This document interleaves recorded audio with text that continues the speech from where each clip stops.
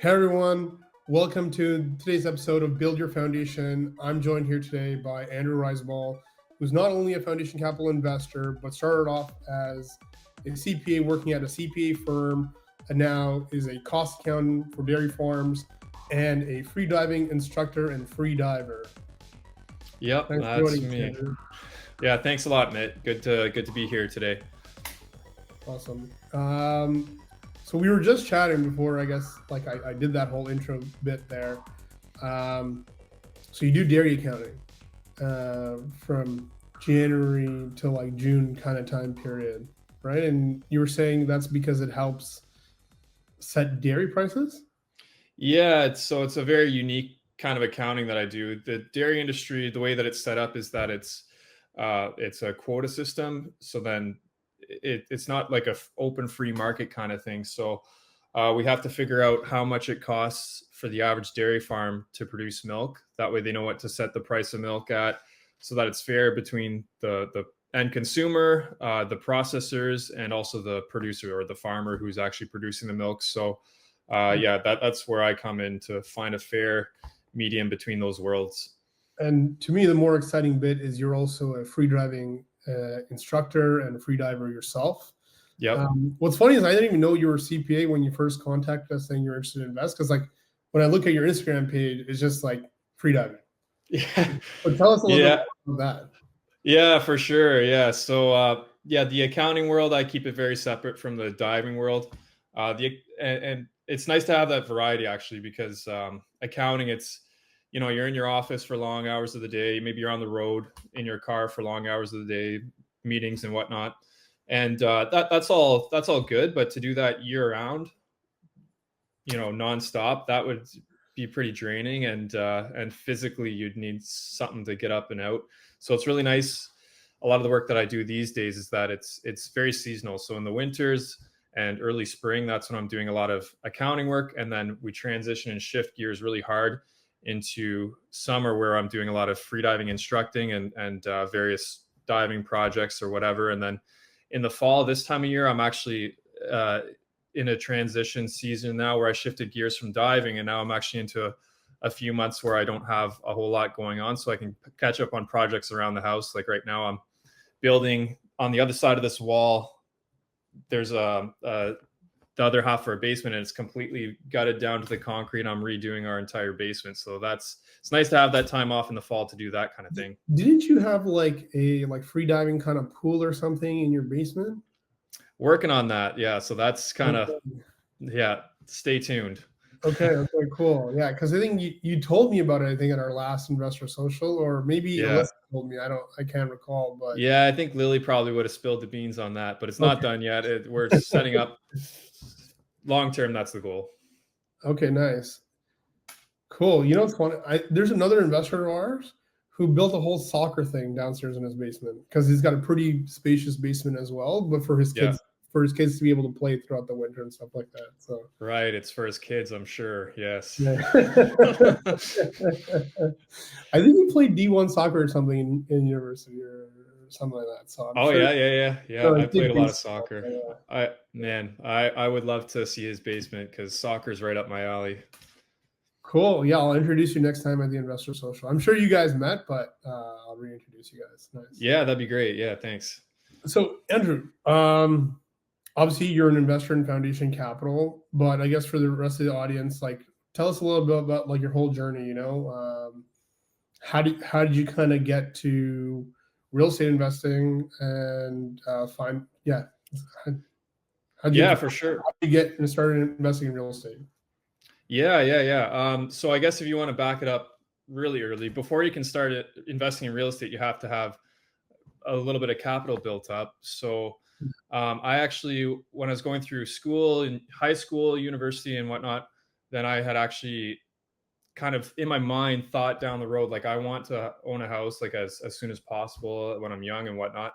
And at the time, I didn't know that like financial independence, retire early was even a thing, but I kind of ended up discovering and creating my own sort of version of FIRE when I was young, while all my friends were out blowing money on really stupid things that had no benefit to them really at all. In fact, a lot of them were quite not beneficial physically and mentally and whatnot. So, yeah, early on, oh, sorry, something just popped on my screen. Can you still, you're good? Okay. Sorry, there I am. Yeah. So early on, I had prepared and sort of building that foundation of capital building or capital to deploy into real estate. And after I got like that, a lot of that money ended up going to school. And school was. And so did you work? Were you working throughout high school and university, or? Yep. My first job was actually when I was 10 years old, believe it or not. My siblings, they all went to get a job in agriculture, picking strawberries and doing some other work on a strawberry farm. They were 13 and 12, and then they got hired on the spot. And not only did they get hired, but the boss saw that there was another kid sitting in the car that looked old enough to work, so he gave me the job too. So, yeah, that job was great. And where was this that you were picking strawberries? In the Orangeville area, just cool. North of Orangeville. Yeah. So, as a 10-year-old back, that's 25 years ago now, almost. I was making $20 an hour, cash. Yeah, what? Yeah, it was crazy. Yeah, the downside of that, that minimum wage was $6.50, I think, at that time, and yeah. But that being said, we'd only work the mornings, like from 8 till 12 or so. You get paid based on how much you work. 10-year-old making $80 a day. Yeah. Anywhere $60 to $80 because you got paid on how much you picked. Yeah.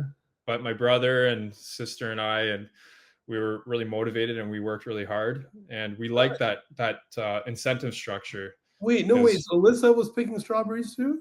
She did for a bit, very short period. She ended up actually getting really bad appendicitis, and she had to quit kind of really quite early. But David did, and my little brother Michael did too. Yeah. Nice. That guy got lucky with your whole family. He's just like, all right. Yeah.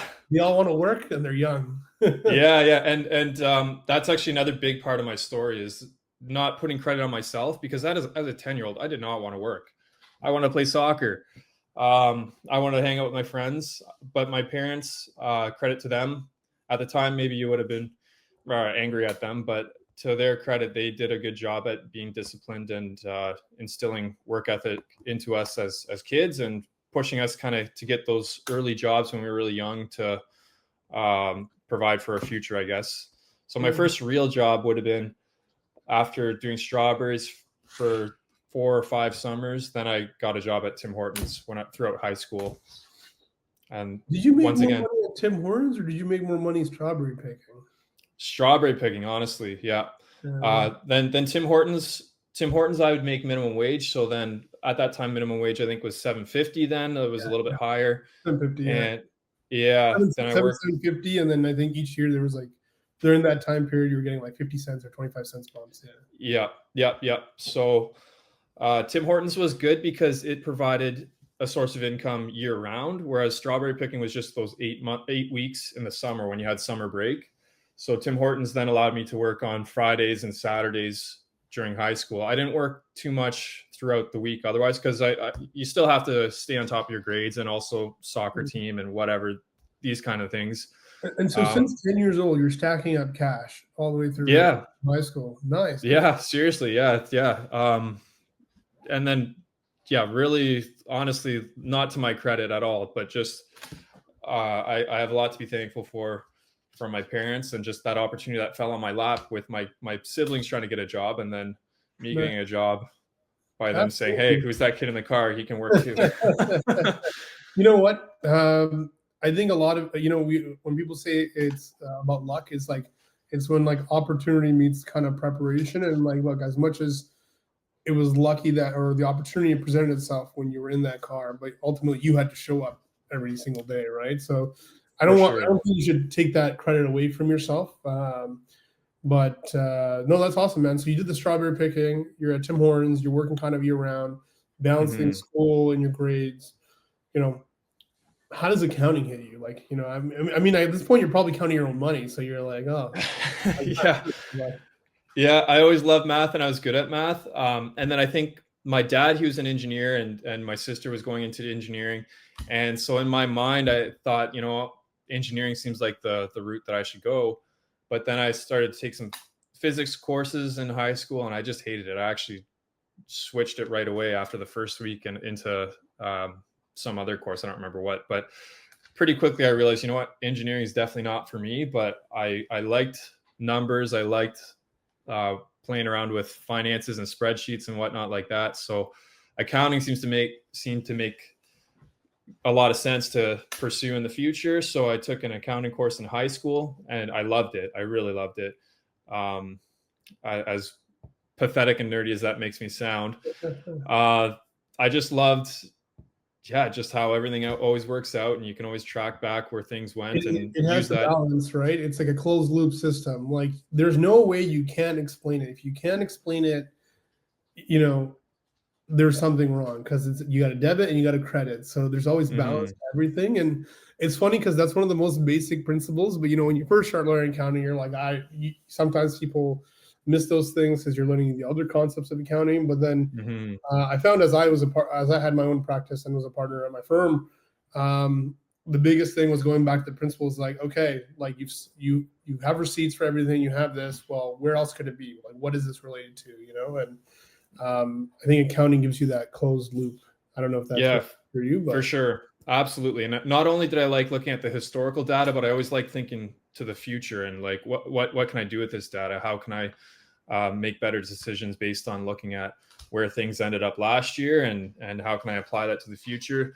So those skills were really interesting to learn. And then of course, throughout university, then I got co-op jobs. So where'd you go to university? Wilfrid Laurier. Oh, nice. Laurier. Yeah. So Laurier ended up working out well, got into the co-op there. And then each co-op term ended up paying for my next 8 months in school. And then I'd have another co-op term during the busy season. And then the summer and the fall would be back at school. So nice. I guess three or maybe 4 co-op terms there. And then after that, then the same firm that I did co-op with hired me on full time after I was done, and did my CA exams there. I was the last of the UFI crowd. So I think your year, I think you were still a CPA or a CA, but I think CA, but I'm the first batch of CP. Yeah. So I'm a year older than you. And last under the old system, and worked at that accounting firm. Every day was really hard to make it into work on time and sit there for 9-10 hours a day. And I feel like the crux of the fact is, like, if you're good at math and you went into accounting and now you work at a CPA firm, you're looking at your salary, you're looking at the busy season hours, and you're like, why am I making less than I made while I worked at Tim Hortons? For sure. Yeah. Right. For and you're sure. like, this makes no sense. I was like, I should go work at McDonald's if I'm going to work the hours that I did when I first started on full time. Right. But I'm sure you got, you qualified, and then you got some pay bumps, so it wasn't as bad. Yeah, for sure. Yeah. And so the income started to get a little bit higher, but it still wasn't a crazy income. Never made a crazy income in the accounting firm at all. But then this is where. So what happens here? So you've been saving a bunch of cash, high school, pre-high school, middle school, high school. Now you're in university, you're doing co-ops. Co-ops are paying for itself. You're graduating, you're debt-free, or maybe nominal debt, but maybe you paid that off. Now you're working in the accounting firm. Go ahead. Yeah, completely debt-free because of discipline throughout that period when all my friends, I had friends paying for trips to the Caribbean twice a year on credit cards, and that was just crazy to me. So I was really disciplined throughout that period. That being said, I had a lot of fun. I went, hop in the car and went to the beach. That's a cheap vacation, like you only have to pay for a bit of gas and maybe a parking fee, but otherwise you can have an amazing day just at Grand Bend or whatever for $20 instead of $5,000 for a week in the Caribbean, So I ended up having a lot of fun, playing a lot of soccer, just finding fun ways that didn't have to put me in debt. And that was really important, because then when I went into the workforce and didn't have any schooling to pay for, then this is where real estate investing starts for me, because I actually was able to stack up enough for a down payment really, really quickly because I house hacked in a way by living at my parents for dirt cheap, paying a nominal amount, which probably didn't even cover my groceries, to be honest. Then was able to buy that first house in Okay, where'd you buy your first house? in Orangeville. So I bought just a townhouse, and I ended up renting it out, but still living with my parents. So Right. that's also where I have a lot to be thankful for in terms of my parents allowing that to happen. And actually, that was largely my dad's idea. So thank you to him. So tell me the numbers on this townhouse. Yeah, so it was 262,000, and then I put down Nice. 20% of that. I wanted to get out, not have to pay CMHC insurance. So the interest rate was dirt cheap. It was like 2.8% or something like that, 2.65%, something like that. And then the tenant in there was paying 1650 for the first year. Oh wow. And so the condo fees were like $200. At that time, you could actually still make it strongly cash flow with a single family or a condo or a townhouse, because that was back in probably 2015, I guess.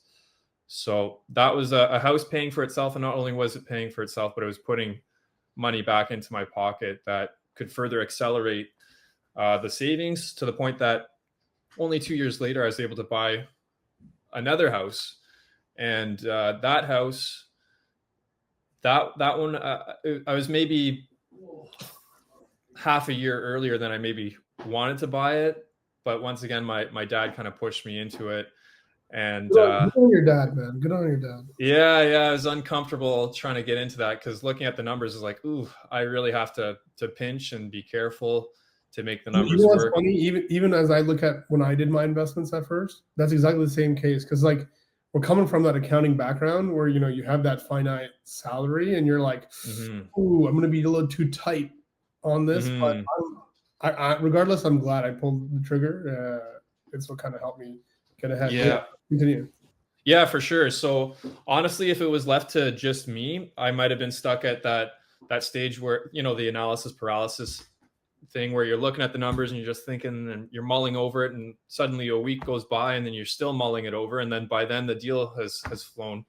Yeah. And so it was a situation where I had to act quickly, and thankfully was able to make that happen. And then shortly after buying that place, then my wife and I, or my I guess at that time it was actually my diving student. Then we started to date, and we had by the time that we started dating to by the time we got married was only about 9 months or so. Oh wow. So yeah, Lily and I, we didn't spend much time in the dating period or getting engaged or anything. We at that point, we were a little bit older. We were mid-20s, maybe getting to our later 20s even. And by that time, you know what you want in a partner. And when you find it, there's no sense waiting. So then once we got married, I moved into her condo that she had purchased a few years before. Similar story to me. She didn't want to buy one, but then she had an elderly relative push her into, like her grandmother push her into buying it, and she didn't want to make it happen. But then sometimes it just takes a bit of a push and a kick in the butt to make it happen. Yeah. I think it's tough for a lot of regular folks at first, because you're going from, let's call it, no sense of no responsibility or just manage yourself to, okay, well, now if I buy this home, I got to take care of this home as well. Now I'm like liable for this, and I owe this debt. So it can be pretty daunting. Sorry, I know before we continue, you were saying then your dad got you into the second deal. What was the second deal again? Yeah, the second deal, that was a single family home just outside of Orangeville. Okay. It needed a ton of work. It was honestly, it was really not in good condition. It was just under $500,000, like 480, I think. And the interest on that was also around that 3%, like high twos. Did you do the work yourself, or did you hire it out? How did that? Yeah, I did the work to clean it up. But not at that point, we didn't renovate it yet properly. We just kind of cleaned up what was there, did some minor renos just to get a tenant ready so that when I moved into the condo with Lily, we could rent out this place. Okay. So, yeah, nothing too crazy at that point. Maybe a little bit of flooring and a little bit of drywall repairs and minor stuff like that, landscaping. And then after Lily and I got married in her condo, that was a bit of culture shock for me, living in this tiny little condo. And then we had a baby on the way, so we needed to get out of there. Okay. And also COVID happened, and living in a condo in COVID is just not fun. You're not even allowed to go into the park technically across the street from you, so that was silly. So we had to get out of there because we had a daughter on the way, and there just wasn't any space left in the condo. So we moved back to the Orangeville area into a different condo or townhouse condo that we purchased.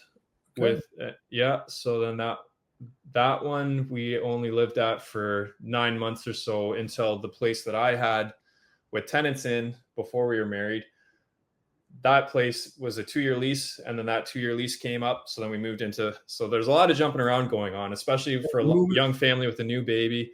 Busy time, but you're moving around to kind of take advantage of what makes the most sense. Absolutely. Yeah. Right? Yeah. And then the opportunity to move into this older place that needed a lot of work was that now we can live there and do a flip on it. Right. So then that was our next 3 months or so, where we worked hard with a new baby, like 16 hours a day for me. And then Lily worked probably 8 hours a day whenever the baby was sleeping, just pushing hard to get that all ready.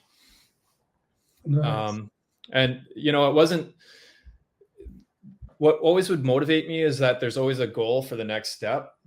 Because for me, like, I don't want to spend a summer, and like, especially with a brand new baby, of just renovating this place and getting into all this mess and but then the carrot on the stick was that we had a place up on the Bruce Peninsula that we had eyed on, and then we wanted to move up that way.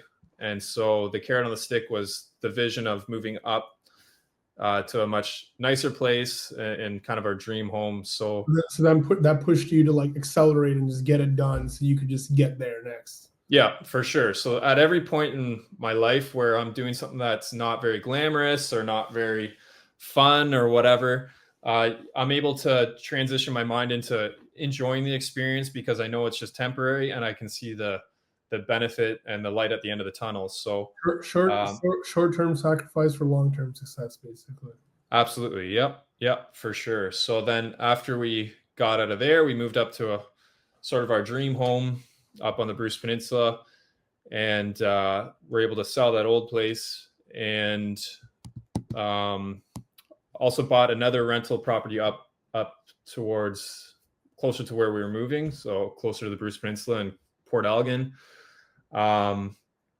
And our goal was to scale from there. So we wanted to start to build the rental portfolio, and not only in these condo townhouses, but my mind was now shifting to multifamily, because at that point, the play for appreciation was really drying up. The market had already had that crazy spike. And so, and the numbers really weren't making sense from a cash flow perspective anymore in single family or townhouses.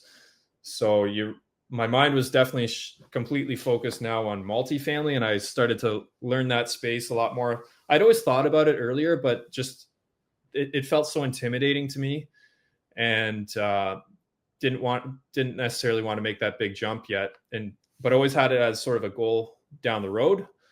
And so Lily and I, we start looking through all these multifamily places, smaller multifamily, mind you, like between 4 and 8 units sort of thing. Maybe the biggest one we looked at was 12 units. And just at that point, walking through these buildings and realizing the amount of work that it would take to do this on our own. I could grind it out and make it happen and have the carrot on the stick kind of thing and push through it. But then at the same time, then you start to think, and, is life just about always chasing this next thing like that and always grinding. But we had reached a point in our lives where we were starting to see the rewards of making those good decisions earlier in our life starting to pay off. And so we decided that the best thing maybe financially maybe would have been to continue grinding and maybe trying to push the next deal and whatever. But then as a family, taking into other considerations, maybe we didn't want to go that route. And that's actually around that time is when I first reached out to you. And I had told you, I think that, we're interested in investing, but we're also still looking to maybe buy another 2 or 3 properties. So hold on. We're keeping you in mind, but we'll get back to you in a few months. And then after walking, I remember that because I think I was having that call with you. I was cutting my grass in my backyard, and at this point, I bought rentals, but I never bought my own home to live in. Right. I had, similar to your story, I lived at home for a bit, and then I worked with a startup that basically gave me free housing, or basically I got to live in a bedroom within a startup house, which was similar to Silicon Valley House, where we would work and live at the house. Mm-hmm. And I was just doing my rentals, and I was like, that was easy because I'm like, oh, rentals pays for itself. So I think around the time that you had called, I had just bought the house and moved in, probably five months in, and I was cutting my grass, being like, fuck my life, why am I doing this? yeah, for sure. Yeah. And then I think we had that call, and I think I said, yeah, just take your time, feel free to reach out kind of whenever you guys are interested in getting back to us. Yeah. And then I think 2 months or so went by, because I believe you guys are looking at 2 duplexes or something like that. Yeah, we were looking at duplexes. We were looking at we had offered on a triplex. We had offered on some other buildings too, but the numbers on paper were looking good, but then when you walk through the place, just ton of work needing to happen, and some of these places were also further away, so trying to manage that, or even using property managers in an area that you don't really know that well, it takes a big leap of faith and trusting people that you don't really know. And yeah, it's tough, man. In our business, that's one of the hardest parts. So I'm sure, as you know by now, we used to drive down to London, Ontario, myself and PB, all the time, so that we can know what's going on in the local market, know the managers, know the trades, know all that stuff. And then obviously, as we transition from being individual investors ourselves, and then partnering with Jeff, and having getting into apartments, it made things easier, because now you got you're not just yourself individually doing it. If I can't make a meeting or something, Jeff's able to run and go deal with it as well. And then really for us, it was getting to the scale of hiring staff to really run the day, handle a bit of the day-to-day, not necessarily run the day-to-day, but they take care of some of the requests, and then we're just on top of them to really make sure things are happening, and then filling in the gaps where they might be missing things. Mm-hmm. Yeah, for sure. Yeah, so at that time, I had loved the idea and the math behind the implementing the BRRRR strategy. Yeah. And really, had the motivation to make it happen. But then when we came across you, then it's like, you know what? We're at a stage of life where now we're focusing and shifting gears to build a family instead of just building, I guess, a bit of capital behind you to keep pushing forward. So we're trying to build our family now. And you know what? This sounds like a lot nicer way to do that than to have to do all the work and figure it out ourselves. And I guess, how's it been for you? Oh man, we're so thankful when we look back. We started, I guess, private lending for maybe the first year or so until the fund was up and running. Yeah. And that stage was really nice. And then the fund has also been really nice. So we've known you guys now for probably about 3.5 years since I first reached out to you, and been investing with you for a little over 3 years. And yeah, we wish that we would have jumped on it a few years before, so. Yeah. I think it's funny because I think I tell people all the time when we meet in person, I never expected myself to be launching a real estate fund focused on this for investors. I was an accountant as well. That was my goal. And I wanted to do what you're doing now, which was cool. I'll focus on, I'll stay in my lane, put my money towards something passive that's going to give me those returns. And unfortunately, we didn't really see anything available in the market with someone who's reliable to be able to do that. So we end up launching it. So I'm glad, and we obviously appreciate your and Lily's support in our fund as well. Yeah, thank you. Yeah, and yeah, it's just nice to have that monthly cash flow, and it's all cash flow. It's not like, okay, there's some cash coming in, there's a whole ton going out. It's what comes in stays in. Yeah. It's dependable. It comes in every month on time, or even early sometimes by a few days. So it's really nice to not have to deal with, like, we had tenants. We've had a number of tenants over the years, and every time when the first of the month comes around, you're wondering, okay, how much is it going to take for me to chase them to get that full amount in this month? And not only that, but then I have the mortgage payment coming out a few days later, and I have property tax this month, and blah blah blah blah blah. So it's nice to just have to really simplify, because before, when you start to have your portfolio building up, then you have a lot of cash flows to manage, and even just managing those cash flows does take, actually, if you're being honest with you, a significant amount of time, even though real estate investing is supposed to be passive, right? But when you're starting to build up a portfolio, you really actually have to put in maybe more work than you think. And then when tenant phone calls come, then once again, if you're being honest with yourself, each call, it's not just, oh yeah, I had a quick chat with them or a few texts, then okay, well, now I have to deal with the problem that they brought up. Like, do I want to go in there myself and change a fire alarm, or whatever, unclog some stuck plumbing or whatever? Because I could do that work myself, but then by the time I drive there, get there, figure out what's wrong, run back and forth to the hardware store maybe a couple times, it ends up taking a day almost.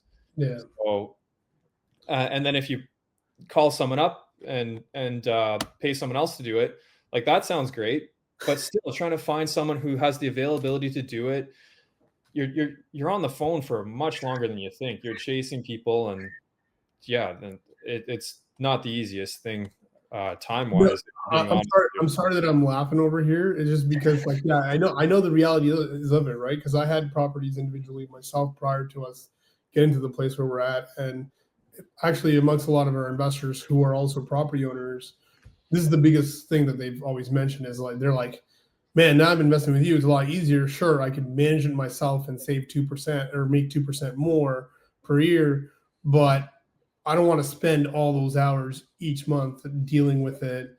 And then that's before you ignore the fact that, hey, maybe you get a bad tenant who doesn't pay rent. You're going to the you. LT, you're dealing with all that, and now you're out of pocket. Now you're trying to manage that cash flow, and you're like, crap, was this all worth it? And Yeah, for sure, absolutely. So it really does take some self-reflection, and, like, seriously analyzing your use of time, and what's the dollar value that you want to put on your time.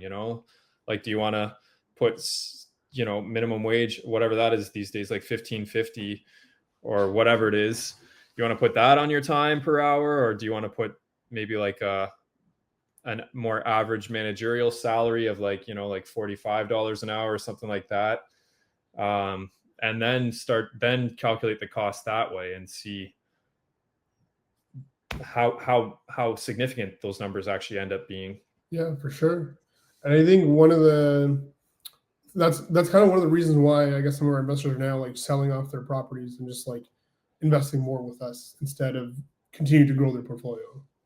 Yeah, for sure. And one thing that I can mention also, a part of our real estate journey, is after we started to invest with you guys for probably the first couple of years, then we started to dump a few properties. Like, we got rid of a couple, I guess now it would be last spring, because our family goals had changed. Once again, we had another baby on the way, and not only did we have another baby on the way, but this baby had some serious heart defects, and we weren't even sure if he was going to live. And so throughout that period, it was nice also to not have these added stressors of tenants asking for this or paying late and giving you attitude and all stuff like that, that just, through a stressful situation of life, which stressful situations are going to come up, then it can really destroy you mentally, I guess. Yeah, right? yeah, no, I like, obviously you guys went through a very hard time, and, like, it's one of those things where it's like that in itself is all consuming. You don't really have time Hmm. for other things. So, Yeah. but So but I would still say it's good. You guys still in that moment in time, I guess, realized that or prepared for that a bit and started to offload some of the stuff. yep, yep. Before he was born, we had one completely closed, then the other one closed maybe a month after he was born. Thankfully, the real estate agents were actually really great because they're close friends of mine growing up, so they did way more over and above like what we could ever expect from a real estate agent. Most real estate agents, they'll claim that they go over and above, but this guy, like, there were mold issues in the attic that were going to prevent it from closing, and so Oh, he went in there and he did it all himself. He cleaned it up, and that nice. would have been a significant cost to pay someone to do. He did it like right away. Took him a day or two of a nasty day working up in the attic with a bunch of mold. Cleaned that all up, allowed the property to close. Yeah, so just having people in our life like that through that stressful Awesome. period of time really helped us through. And now, thankfully, like looking back at that time of life, like, man, it was stressful, and thankfully our son, he survived through it. Like, he was sent home actually with the palliative care team from Sick Kids, given days to maybe weeks to live. And just the craziest miracle is that he actually ended up improving from the point that he got sent home by nothing that the doctors did. Whatever your spiritual beliefs are, man, like, honestly, like, God totally healed him. Like, there's no way around it. Like, Yeah, yeah. top doctors in Canada sent him home to, they tried their hardest. They tried to fix what was wrong, and they couldn't. And we had those tough meetings, and we don't hold it against them.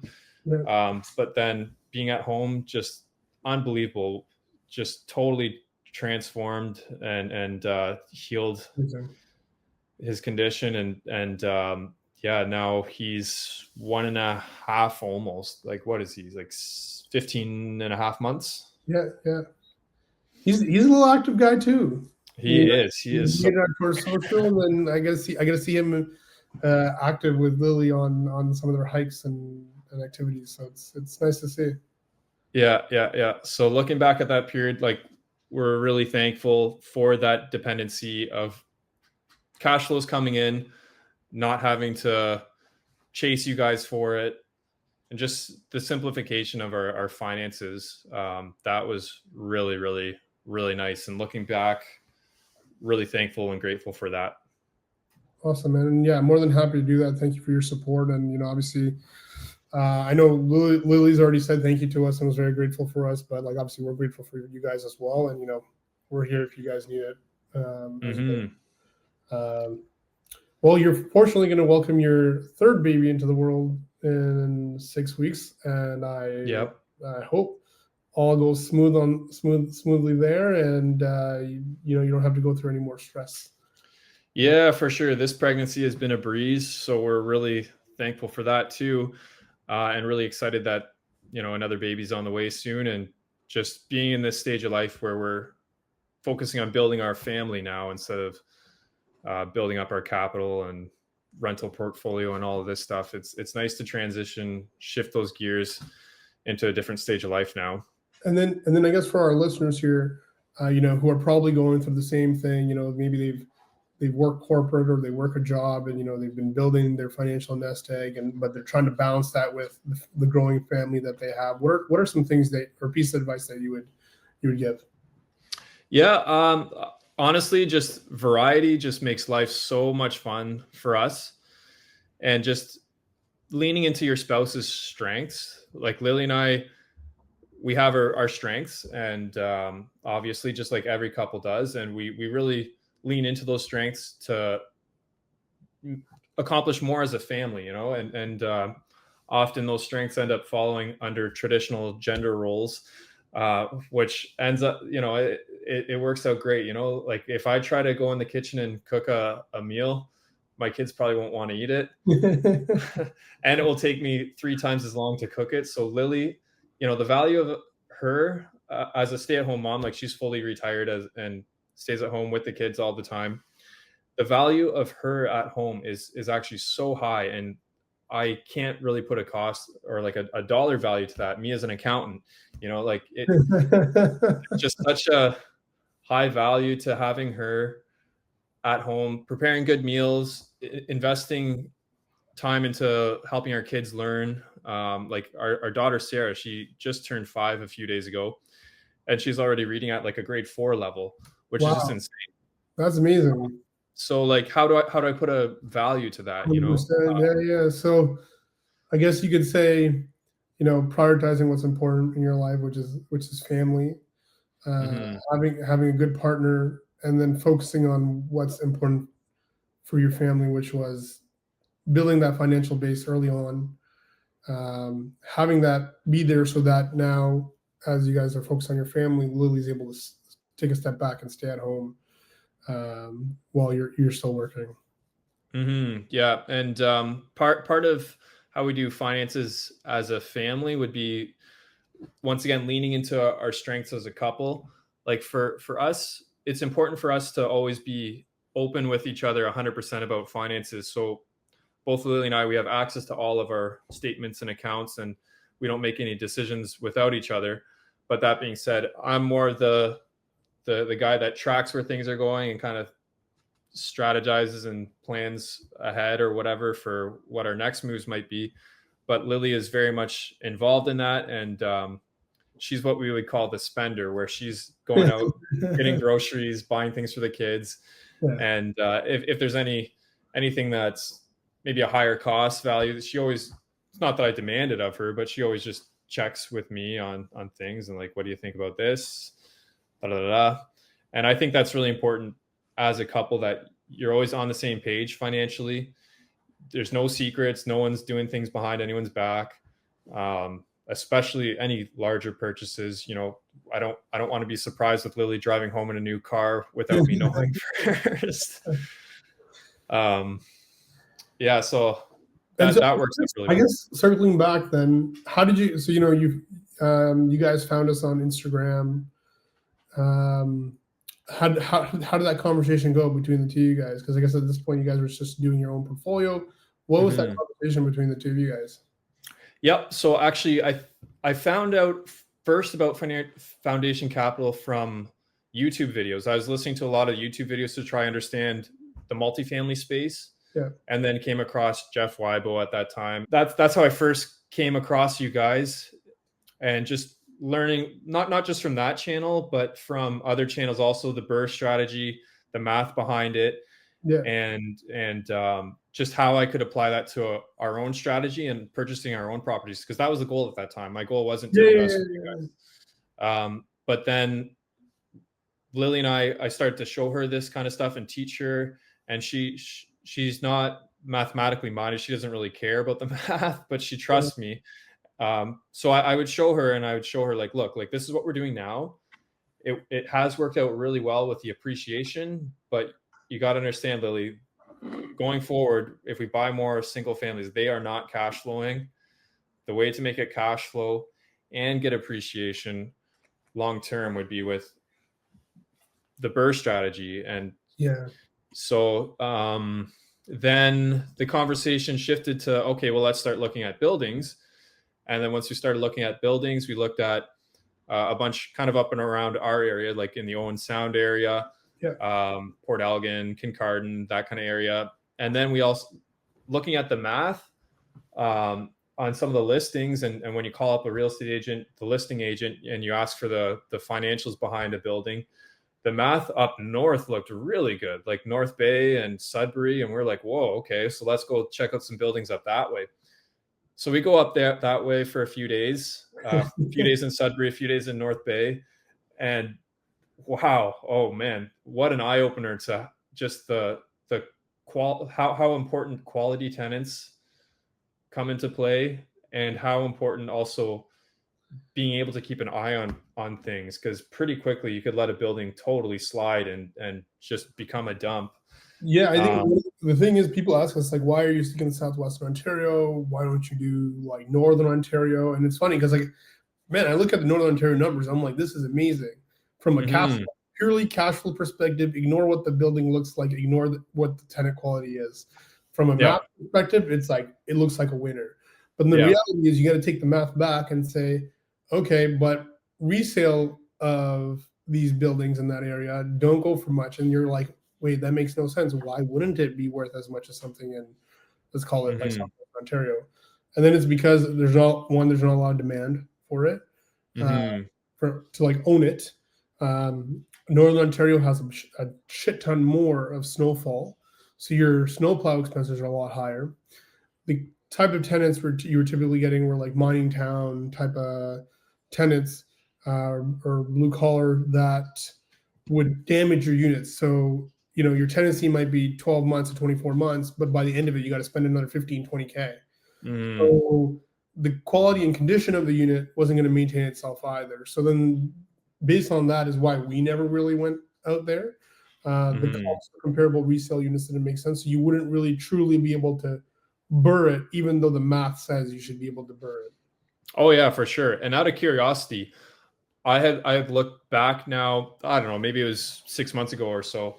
I had looked back on some of the areas that we were looking at, and man, we would have lost a ton of money if we would have went that way right now. Yeah. Mind you, over time, like real estate's always a long-term play. So over time, some of that would come back and we'd start to make money long-term. But man, we are so thankful when we look back that we did not go that route. And instead we shifted our money into something that's truly passive, like with Foundation Capital, where we just send it to you guys, don't have to think about it, and just see that money trickle in. Because man, yeah, we would have lost a lot of money. The places probably wouldn't be cash flowing still, and we'd be down a lot in renovation costs. That the market had crashed, and The it market has crashed, but it's also like the amount of money you would have spent on renos on each turnover, but you'd still be trying to recoup profit by the end of it, right? So, big time. Yeah, we would be. that was a big thing, right? And that's kind of, we look at every single market that way as well. We kind of see like, hey, what's the likelihood? What is the rent bumps? Like, what's the demand? And really, that's where we think for the foreseeable future, Southwestern Ontario is still always going to just be strong for that, from both job growth, to where people want to live standpoint, where you're going to get that new grad professional, or like professional individual who's going through a divorce and needs a place to live. Like, that's the area of market. Like, you're not really getting a lot of people saying getting divorced in like the GTA and then saying, you know what, I'm gonna go live in North Bay. They're like, Yeah, for sure. I'll move further out, and it's usually further down, Mm-hmm. like London and surrounding area.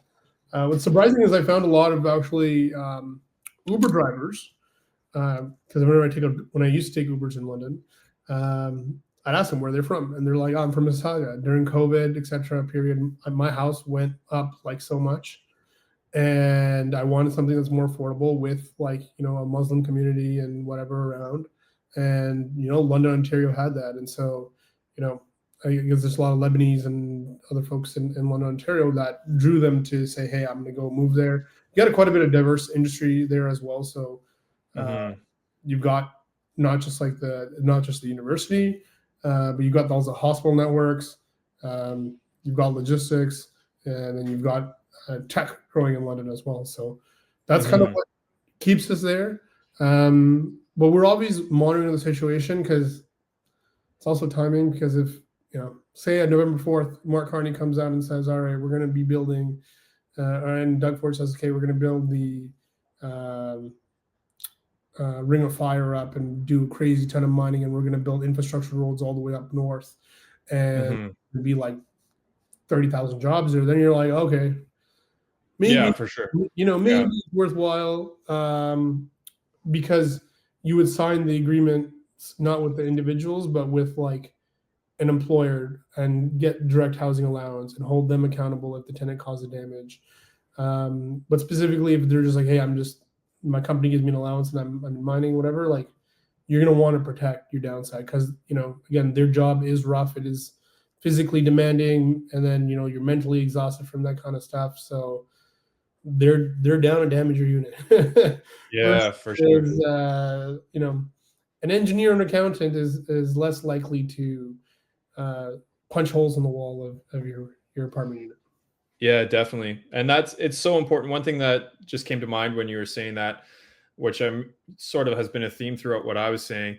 I don't know if people are picking up on it, but it's really important to not just arrogantly stick to your original plan forever. Like when I bought my first townhouse, I thought my plan was to save it and like forever, never sell it at all ever until I'm maybe 65 and retired or whatever. Then maybe sell it. Like that was my plan, and I really like I was 99.99% sure if you would ask me at the time that that was my plan. And then same with the second one that I bought, I had planned to never sell that place.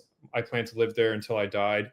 And then same with the next property. Yeah, so every property that I bought, I had purchased it with the hard plan of, you know what, I'm going to keep this forever. But then life changes, or the market changes, and you have to adapt to all those changes. Otherwise, you're just foolishly grinding your gears, burning money, and getting broken down mentally or whatever. You know, so it's really important that you're always analyzing what's going on out there and shifting accordingly. No, that's a really good point, and actually, that's one of the things that I think that helps sets us apart as well. Is like we're willing to say, "Cool, our strategy doesn't work, or something that's not working," and we'll try different things. So, in COVID, we started providing furnished units with internet because we knew people couldn't like people are not going to move their furniture and everything in, but they need to move. They need to move, and so we furnished the units, and all they had to do is bring their one or two suitcases and their backpack with their laptop in it, and they got to move in. And at that time, we were actually able to get our rents pretty high relative to the market. We were on the top tier because we were problem solving what issues were coming up. And actually now in our business, we've identified that the lower middle income segment of renters is who's really struggling to find places, and so we're intensifying the number of units in our buildings and catering towards them. Again, lowers our vacancy levels quite a bit as a result, and usually it's direct from government or government agencies for that rent as well. So we're always looking at pivoting. So I think great points, Andrew. So I think some of the key items that you say, I guess, for the audience is, work hard, start young. You started at 10. Shout out to your dad and your siblings for guiding you along the way. Be willing to make sacrifices early on for sort of the long term, which is what you did in regards to saving money. Obviously, reviewing your budget, making sure things align, and having a partner that aligns with that, and then seeing and adjusting your investment journey based on where you are in life and your family. So, and then review everything all the time. So, yeah, and one thing that I would like to add to that, which was a big part of Lily and I's journey, actually, was just always, especially when we got married, we were always, when we got married, we sat down together, we opened up everything finance wise with each other and tried to see if we could optimize things. And we actually, in that first year, we ended up not just saving $3,000 in that first year, just cutting silly things that we honestly weren't even using at all. And getting rid of that. And not only was that $3,000 one year, but almost all those things were recurring things like internet and whatever, which is $3,000 this year and next year and next year and next. And then when you run the compound interest on that, it is just insane. So one thing that I would also like to really highlight is that it's really important that you look at every single bill. You don't have to look at every single bill that comes in every single month necessarily. Like for your phone bill, as long as it's what you're expecting to pay, fine. But look at your phone bill like today and see, okay, am I paying $80 a month right now for my phone bill? Okay, well, out there these days, you can easily get phone bills that are $40 a month that has really fast what's it called? Fast data, and not only fast data, but unlimited data and unlimited calling and all this stuff. So then right there's $40 a month. Okay, $40 a month. That's just not $40 a month. That's like $500 a year. And then not only that, let's look at our internet. Compounds, yeah. No, it's funny. I mean, I think I've spoken about it in the past, but when I started investing in real estate, I started off investing first in public REITs, and I started off with, I think, like $50 or $100. And I remember I had an accounting partner laugh at me, being like, "Oh, where are you going to get to?" And this is a guy who wasn't investing himself. But 6 months later, he's like, "Well, how much are you making monthly now? $10?" I'm like, "No, I'm making $80 a month now," because I just kept like finding, similar to what you were saying. I found savings just kept compounding and adding to it.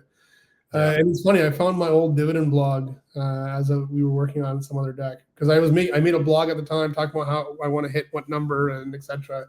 And it's funny because now I'm like, oh man, I've blown past all my expectations of where I planned and excelled out to.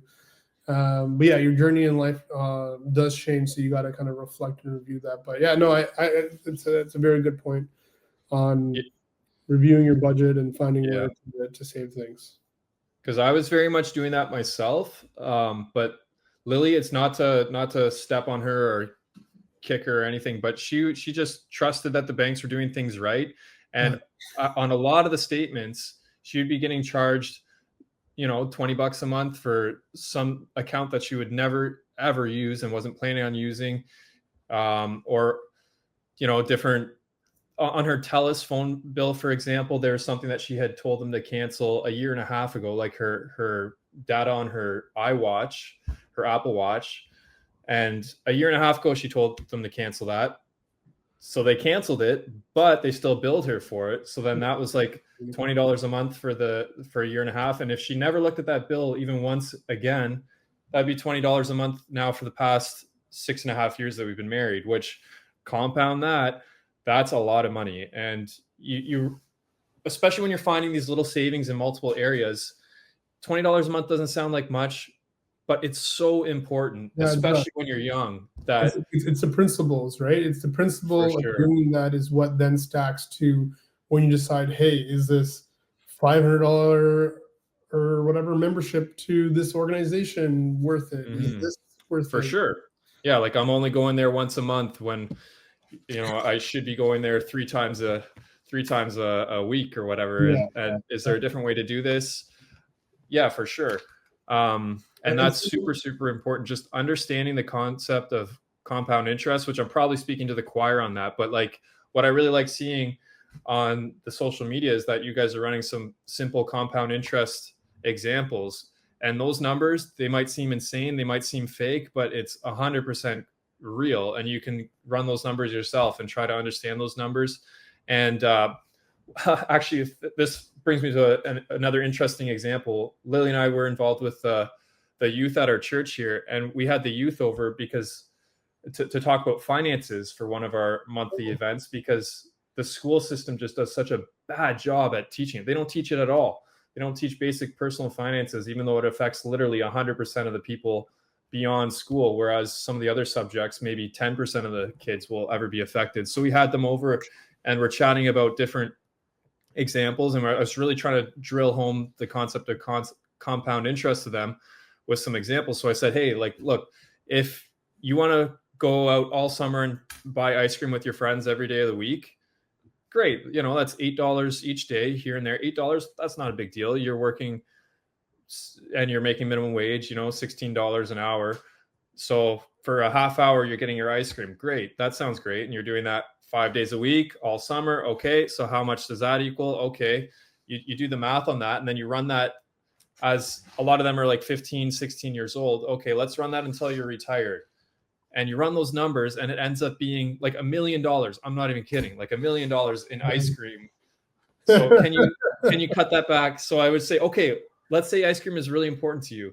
Instead of buying it at, the ice cream place for $8, let's buy ice cream at Walmart and the cones at Walmart. Now you can have an ice cream cone every single day forever for $1 a cone instead. And now let's see what that difference is. So you add up the savings, the $7 every single day for the rest of your life. And the difference is just insane, right? You can have ice cream for the rest of your life and you save $1 million when you take into compound interest. And that was only compounding at like 7% or so.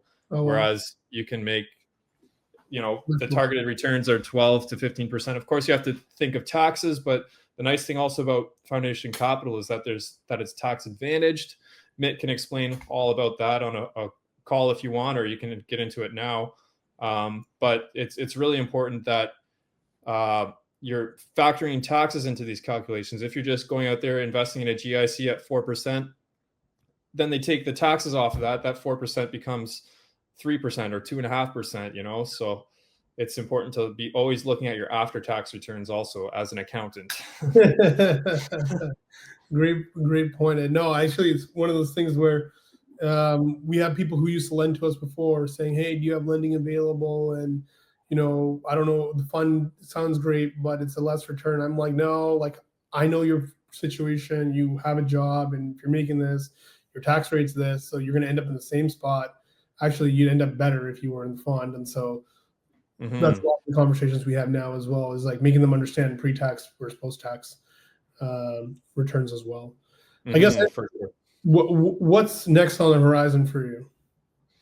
Yeah, next in the horizon is just leaning more into this next stage of life of just enjoying our family time. And especially now that our son is stable, we're just really trying to make up for lost time there. Like this past summer, we had a really relaxing summer of no stress with hospitals and stuff, a little bit of hospitals, but not near as much, and just trying to enjoy that time. And then now with this other baby coming, trying to just enjoy that baby in the newborn stage that we really missed with the last baby.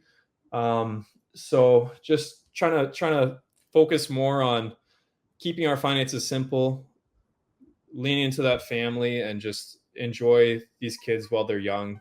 I know everyone always says it, but they're only young once, right? So Yeah, no. you really gotta just love that stage. Kids are just so wonderful, and I just love being a dad every day. So, and I'm thankfully in such a position where I have that flexibility where I actually spend a lot of time with them. I get to have breakfast with them every day, lunch with them every day, dinner with them every day, pretty much, except during the winter. Maybe then there's days where I'm on the road and whatnot where I can't. But yeah, just I'm really thankful to various people in life and whatnot to be at a point where I am today, to enjoy this stage of life where I can just really focus on family for the next little bit. Awesome. Well, Andrew, thank you so much for joining us today on Build Your Foundation. Guys, if you've enjoyed Andrew's story and his background and you want to know more, comment below. You can find Andrew on Instagram. Yeah, that's a good place to find me. What's your handle? ANDROOPR. So Andrew with a double O, and then P as in Peter, and then R as in Ryzebol, and Drooper. And Drooper, where you can see Andrew's free diving and stuff like, I guess, that there. Nice. Lots of interesting diving pictures on there. Amazing. And guys, if you've enjoyed this episode and you want to see more, like and comment below, and we'll see you next time. All right. Yeah. Thanks a lot, Mitt. Thanks, Andrew.